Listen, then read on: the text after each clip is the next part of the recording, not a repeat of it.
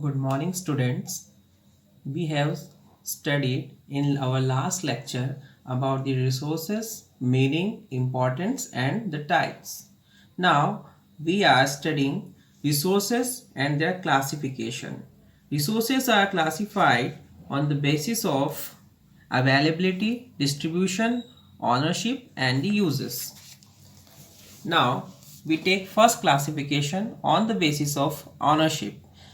They are three types: personal resources, national resources, and world resources.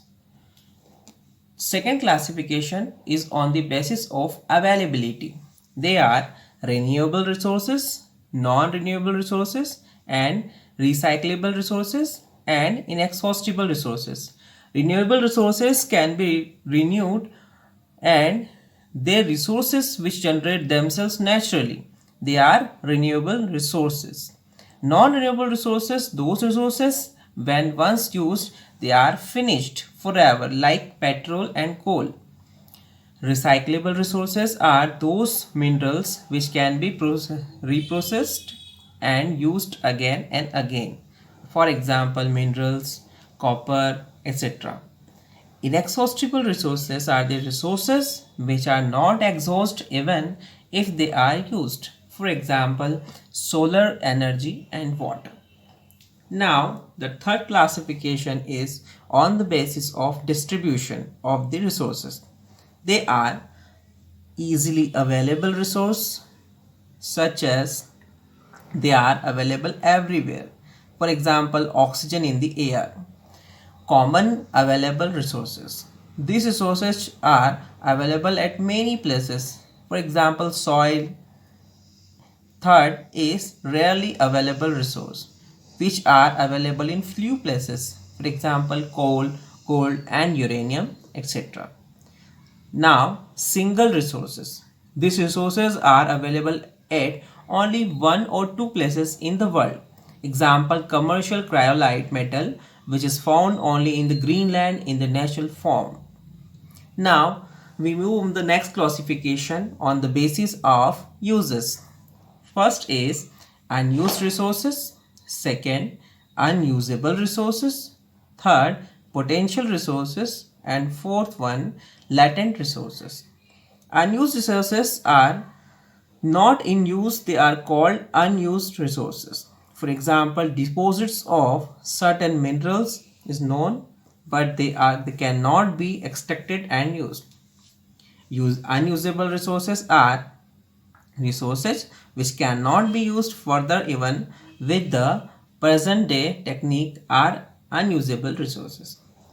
Third, potential resources are resources which are known but are not in use due to lack of technology or planning. For example, running water of rivers may be used for irrigation by constructing a canal. Similarly, dams may be constructed to produce electricity.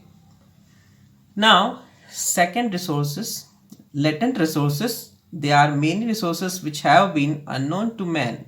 If the properties and the utility of resources is not known, it is called latent resource. Petroleum was a latent resource until its properties and uses were not known to the man. Now, we are studying about soil, its formation, its types, its distribution, and the conservation. Soil is a valuable wealth. Soil is the basis of economic development of our country.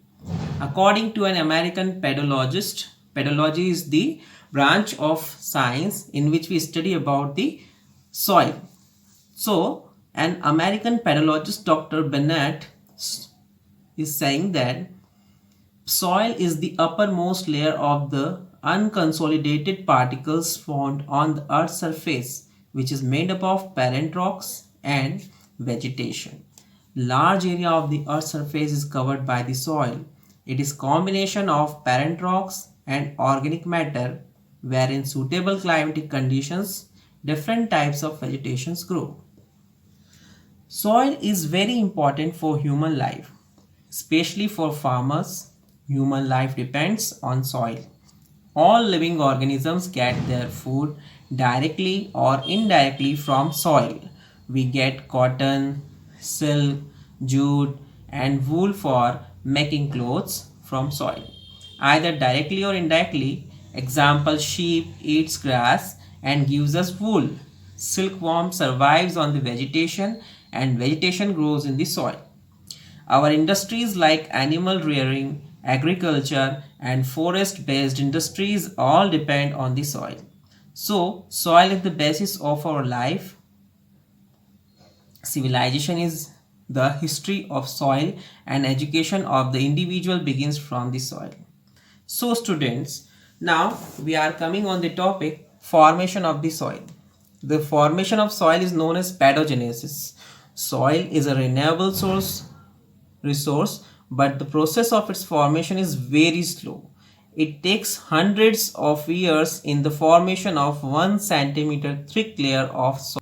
Means in the formation of 2.5 centimeter thick layer, more than thousands years will be required. Plain surface is best for formation of soil because least problems are created here during the formation. And there are different factors which help in the formation of soil. For example, parent rocks, topography, climatic conditions which help in the weathering of rocks, plants, animals and their remains. So students, now the next topic is soil profile. Soil profile is the sequence of color, texture and nature of the horizontal layers which are superimposed one above and other and exposed in a pit section dug through the soil mantle. Now we are coming on the topic soil types and its distribution. There are different types of soils in our India. Soil has been classified by many scientists. India is known for its topographical structure, vegetation and diversity in its climate. Therefore, Indian soils are classified into following types. First type of soil is alluvial soil. Second, black soil or rigger soil. Third is red soil. Fourth one is laterite soil. Fifth is desert soil. And last one, mountain soil. Now, the important topic in the soil is soil erosion. What is soil erosion?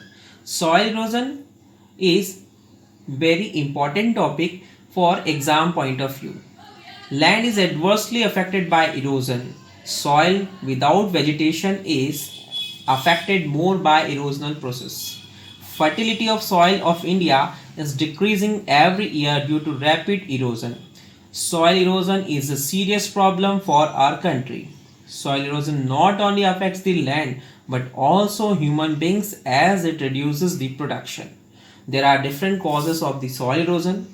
They are deforestation, overgrazing, shifting cultivation, wind erosion, non-scientific methods of agriculture. These causes are responsible for the soil erosion. The harmful effects of the soil erosions are: National Planning Committee has given the following effects of soil erosion. Now we come on for following effects. These effects are: long duration of dry season due to loss of vegetation, silting of streams and water courses, reduction in agricultural land, adverse effect on the source of water and problems of irrigation, deterioration of high quality land and adverse effect of agriculture.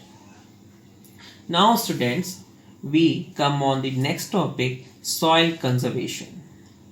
The ever increasing population resulted in the destruction of natural resources. Therefore, to prevent destructions, soil conservation is very much necessary.